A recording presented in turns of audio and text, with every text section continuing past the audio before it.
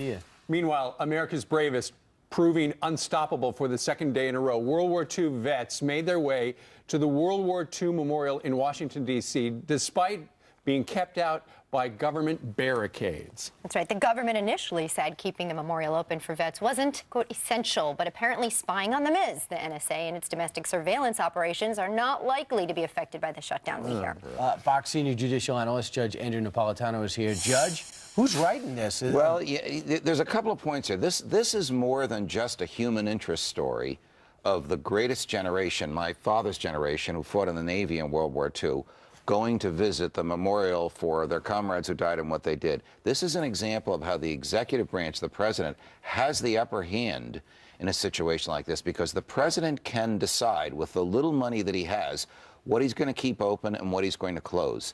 He can increase the pain on the American public, or he can decrease the pain.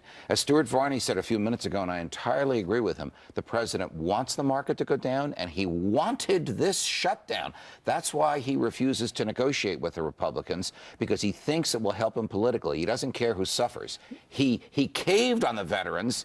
Look at them. They're so sympathetic. The reason we have freedom today is because of that generation. How could he not let those guys in the wheelchair up that hill? No door. It's open air. Was he betting that they wouldn't show up? Yes. Okay. Yes, and you know what caused him to cave? A bunch of congressmen came, young male members of Congress, and physically moved the barricades out of the way while the Rangers stood by like that. You know what's extraordinary is, I was reading in the Daily Caller, in past shutdowns, war memorials were never, ever closed. They were never, ever barricaded. So this goes to your point that perhaps this president is trying to exact a little pain, you know, and you look at those veterans to prove his point that they need to sign, the Republicans need to sign off on his plan. The pain when the sequester was coming, you know what? Sky was going to fall. Right, we all lived through it. We'll live through this. They'll eventually reach some compromise. But he does not have the right to increase pain. Actually, has the legal right. Does he have the moral right to increase pain on selected groups of people like veterans in their 80s? You know, it's interesting. The Secretary of Defense does have the ability, according to Buck McKeon,